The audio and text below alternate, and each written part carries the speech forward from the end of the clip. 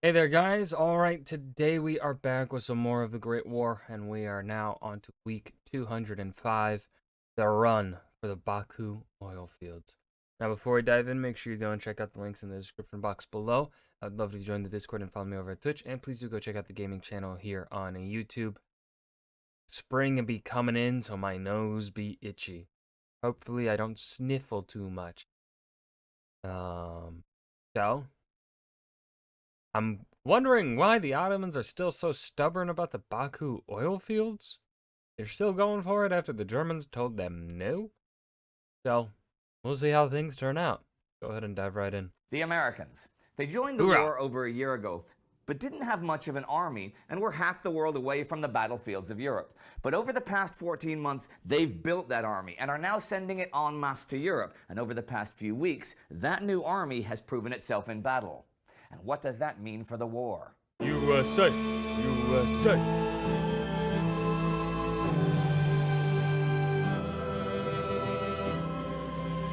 USA #1.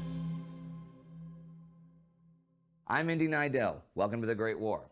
Last week, the Austrians launched a new offensive on the Italian front, but it not only failed, it failed badly. And by now, the Austrians are retreating back across the Piave River. That battle officially ended this week on the 23rd. Also, the Ottoman Ninth Army was formed in Alexandropol as part of Minister of War Enver Pasha's plans to try and take the Baku oil fields.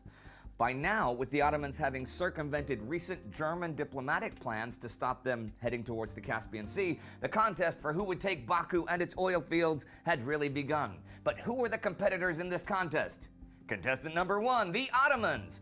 They were the strongest military force in the area. The 9th Division of the new Army of Islam could be reinforced by the 5th and 36th, and they were hoping to increase the Azerbaijani militia from 10,000-ish to between 20 and 30,000. They were also planning on raising over 10,000 irregulars in Dagestan. Enver figured it would take 4 weeks to take Baku, but he had already set his sights further on the lower Volga River region and the Transcaspia. He thought the British might try to come up from Persia and cause trouble, but the Ninth Army could oppose any force from there with 4 or 5 divisions. Number 2, the Germans. They wanted the oil, and badly, but they didn't have a large enough military presence in the region to take it. So they'd have to try diplomatically.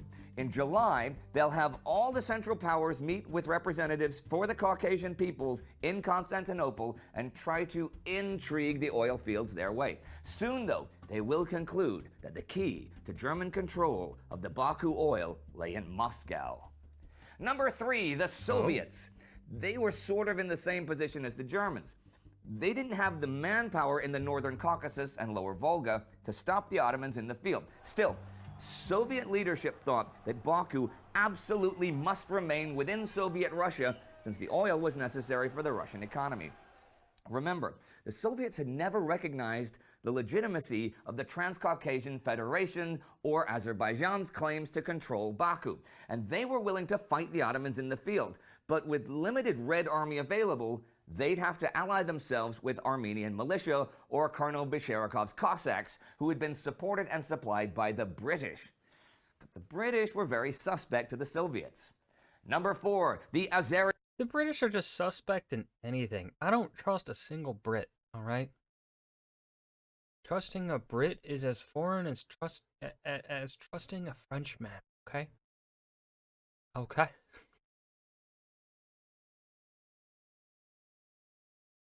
I don't know where I'm trying to go with that. Just laugh. Tartars. This makes logical sense because the majority of the population in the region around Baku were Tatar by blood.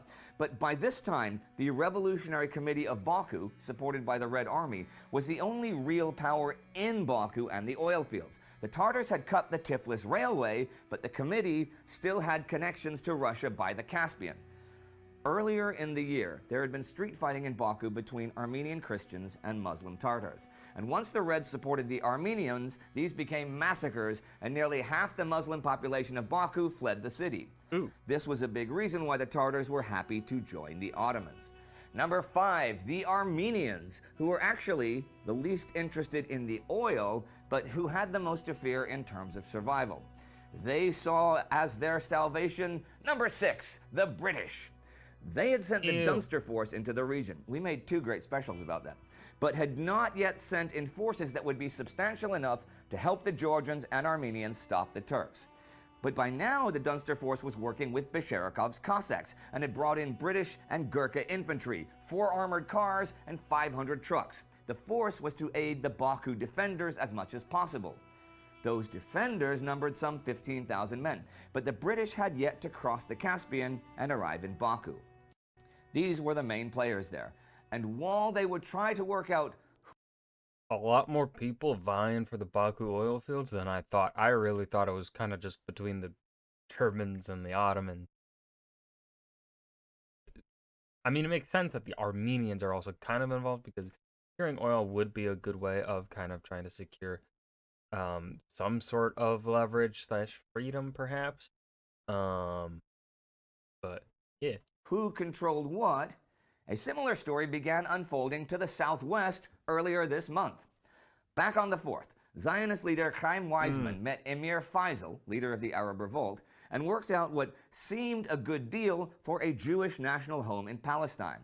In July, Faisal will write to Mark Sykes, one of the authors of the Sykes-Picot Agreement. I admit that some ignorant Arabs despise the Jews, but ignorance everywhere are the same, and on the whole, such incidents compare favorably with what the Jews suffer in more advanced lands. He wasn't wrong, since just this month, thousands of Jews are killed in Ukraine by anti-Bolshevik White Russians. Many of them had a traditional anti-Semitism, but it was really stoked now by the common association of Jews with the Bolsheviks. That was a misleading... Which honestly doesn't make much sense to me. Like, all right, let's if we take a look at the typical anti-Semitism of Europe and what they typically associated Jews with, right? Okay, so for the longest time, Jews were associated with usury,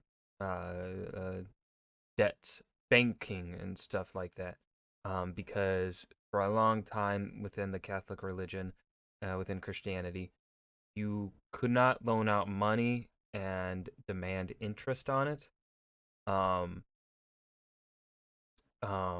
Something of that sort. I can't remember exactly the specifics of it, but so Jews became essentially the money lenders of Europe. And then of course they were, targeted in very negative ways for something that, they did because the Christian Europeans weren't doing it themselves. But then to associate, one, the Soviets are anti-religion, are atheist, and state, everything technically under the Soviets would be state owned, and is the fucking that stupid conspiracy theory of the New World Order or whatever happening around this time point? I thought that came in the Nazi era. I thought that was when that came around, not in the teens. Huh. That's the only way I could see I guess I'm trying to put reason to something that doesn't have reason. Right? There is no logic here when it comes to this form of hatred. So I don't even know why I'm trying. Misleading perception to a great extent, but others had misleading perceptions as well. On the 19th, American Commander John Pershing wrote to Edward House, President Wilson's advisor, that the Allies were basically finished, and the only thing that will keep them in the war is the assurance that millions of Americans were coming to fight. He wanted and expected the American army to be increased to 3 million men and have more than 2.5 million of them in France by May 1st, 1919. But even the fraction of those men that were already there were making a difference. On June 26th, the Battle of Belleau Wood came to an end after 3.5 weeks of fighting with an Allied victory. This was the first battle of the war that saw heavy American casualties. Now, the Doughboy Center has a website that follows the battle day by day, and there's a link to that in the description. They have an interesting preface before the day-by-day reports, and here's part of what it has to say. Belleau Wood has been the source of a number of disputes and controversies. Some writers feel the battle should never have been fought, that American commanders should have seen the predictable outcome given the results of similar assaults against other densely wooded patches on the Somme and in the Ypres salient. Thus, the American generals should have resisted French orders to mount the attack. But also, there is considerable criticism laid at the feet of 4th Brigade Commander James Harbord for his lack of appreciation for the need to apply concentrated artillery fire to the task of clearing the wood and his piecemeal tactics. Having said that, this battle is memorable in that it sent up a huge red flag to both the European allies and the Germans that the U.S. Army was there to fight. And the Germans were impressed by their new adversary. A German intelligence officer wrote during the battle, "The moral effect of our firearms did not materially check the advance of the infantry. The nerves of the Americans are still unshaken." Hey, man. We're smart. Gunfire if we run towards it. Those American troops in action, though, wherever they were on the front, were still under French or British corps commanders. That would continue for the time being, much as Pershing didn't like it. And the week ends with what can only be described as a 1918 reality show kicking off in the Caucasus. Hope for a solution in Palestine, and the Americans proving their mettle. Perceptions. They're important, both for planning and for morale. Today, June 28, 1918, is exactly 4 years since the Archduke Franz Ferdinand was assassinated. And I'll end with the content of 2 speeches from this week, both from the 24th, to show how the 2 sides perceive things at the moment. British Prime Minister... So we have really been watching this for over 2 years now. Wow. Because I think originally I started out watching this only once a week. I think I was doing it twice a week at the start. Wow. Minister David Lloyd George in the House of Commons. "We are on the eve of great events. Allies never better prepared than now. The recent Italian victory, one of the most disastrous Central Powers defeats, which is great because the Italian situation is worse than that of the British." German Foreign Minister Richard von Kuhlmann in the Reichstag. "Relations with other Central Powers satisfactory. Russia in a state of partition. Finnish independence achieved with German help. Courland and Lithuania separated from Russia. Other Baltics to be discussed with Soviets. Caucasian affairs to be decided at conference. Initiative of the war in German hands. Duration of war uncertain. Russia planned the war. France desired it. Great Britain unchained Russia. But in light of events in Italy, a purely military decision not to be expected. Germany ready to receive peace proposals." If you'd like to learn more about Dan Daly, one of the Marines that fought at Belleau Wood, you can click right here. The fightingest Marine. Oh. And that was the run for the Baku oil fields, the Great War Week 205. This was, I enjoyed it more than the previous episode. Still one of those weeks where nothing really to go off of, to expand upon, just things that happened. Just stuff going down. None of the stuff I feel like lends itself to further discussion, at least nothing that we haven't already talked about probably a lot in previous episodes. So I hope you guys enjoyed. Remember to hit that like button and subscribe for more. I'll see you guys in the next video. Peace.